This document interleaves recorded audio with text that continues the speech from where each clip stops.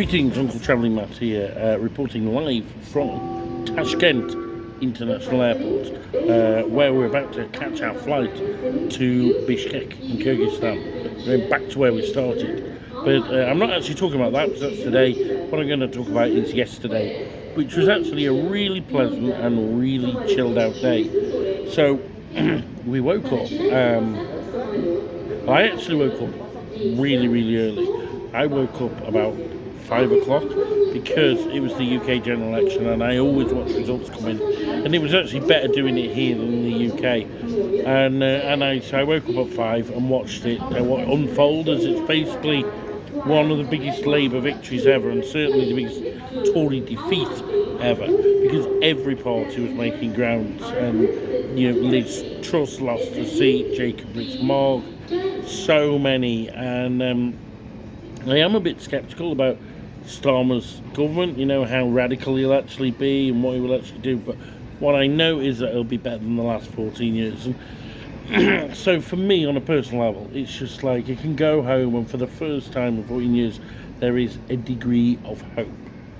Now, not that much expectation, but hope. And I, as people know, I'm really passionately an advocate of rejoining the EU. That's never going to happen with Tories. Labour have ruled it out, but I think the pressure starts building, and with parties like the Lib Dems and the Greens and others like that doing well, then actually I think we can build a coalition to actually really get Britain back to where it is. So anyway, that's not what I'm meant to be talking about though, but it is relevant because it meant I was a bit tired all day, but I was kind of on a high because of what had happened. Had a fantastic hotel breakfast. Breakfast in that hotel, the best I've had in Central Asia. And then Aziz's dad, along with Omar, the kid, came out and in the car, and they basically chaperoned us around all day. And the first place we went to was the Chorsu, which is the bazaar. It's an enormous bazaar complex built in the Soviet era, the 60s, I think. Quite atmospheric. I mean, in the centre there's one with a massive dome, and that's the meat and veg, cheese market, I think. But all around it, there's this labyrinth of stalls selling anything under the sun.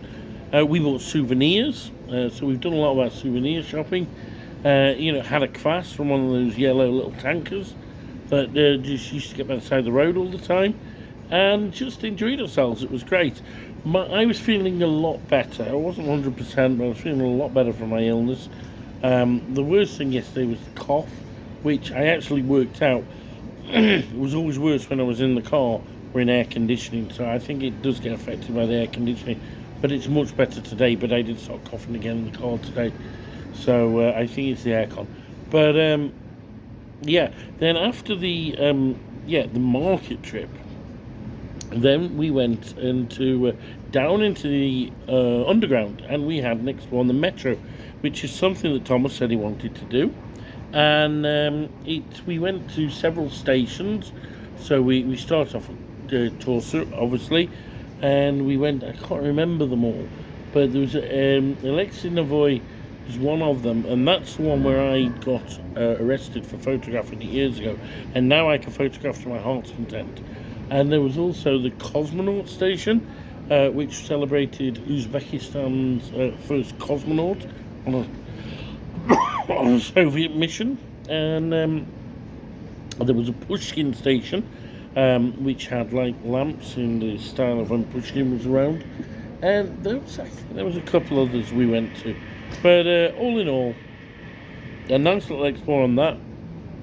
We saw one of the original trains, also some of the older ones that look a bit like the originals, and some of the new ones. So we travelled all around on that.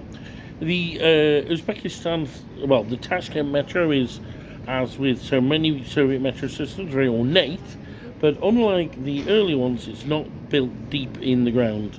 It's quite shallow, so what you don't have are those massive steep escalators down into the bowels of the earth. Only a few meters beneath the earth is the Tashkent one, but that's that. Then we went to church, We went to the Petsky Cathedral, which I think means the Ascension, I think. And it's one of the earliest buildings in the city. It's a Tsarist-era wooden building, a bit like the one in Almaty. And it was quite pleasant inside, it was quite pleasant atmospheric. It was interesting to take in Umar, who I don't think had been in a church before, and of course he's a Muslim, they're practicing Muslims, but I think he thought it was a bit weird going in a church, but he coped with it. And then of course, weird in the other way with the granddad, because he's an atheist, and he falls out with his sons on religion at times. But he had been in a church in Egypt, he said once, a Coptic one. So, so both not believing in the church, but in very different directions, as it were. But yeah, we did that, and then we went up to the TV tower.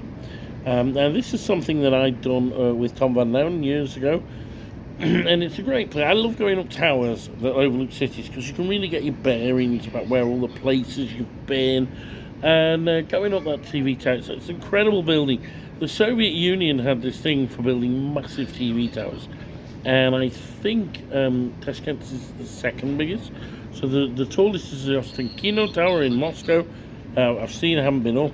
And then you've got this one in Tashkent, and it's like 1,300 meters high. It's ridiculously big. And I believe the next one is the Riga one, which I saw on our van trip when we went there. And we went up to the viewing deck, which is only a few hundred meters up, but it was good fun. And what was interesting for me is I'd taken photos the time I'd been before, and to compare the photos with what you saw now, and Tashkent has just exploded in size in terms of the buildings and how it's spread outwards. So that was that. Then we went for lunch at the Plov Centre, which of course we went right at the beginning, and that is right next to the TV tower. And after that, we went. The granddad had to pick up one of the other kids from school. So he took us to this museum that I'd been to with him 20 odd years ago, and it's a house built by a Russian diplomat, in the 1890s. And the guy was just, he was one of those eccentrics who was obsessed with art and culture of a place, a bit like the British eccentrics you used to get in Victorian era. And so he had this house built in a traditional style using traditional craftsmen. And although it is now like a bit of an ethnographical museum, it's the house itself was the main attraction, and it was a really nice chilled way to kind of end the day. And then we had a slow coffee there before going back to the hotel, and that was that. And we stayed in the hotel for the rest of the day. But it's nice to take it a bit easier, as we have of course done today, but I'll talk about that in the next video. But it was nice to just take it a bit easier and get some sleep after, because I needed it after that election. This is me, Uncle Travelling Matt, saying, travelling.